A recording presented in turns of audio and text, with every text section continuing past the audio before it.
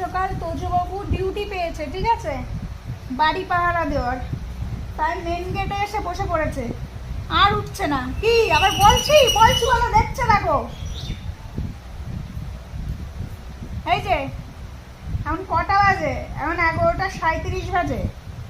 এই যে তুমি গেটে বসে পড়েছো?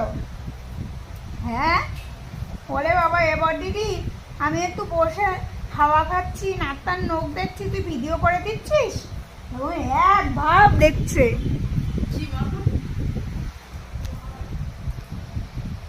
বাবুর দিয়ে কতটা ছাতুর চাল খেয়েছে জিজ্ঞাসা করো।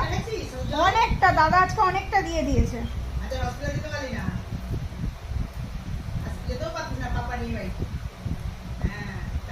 সব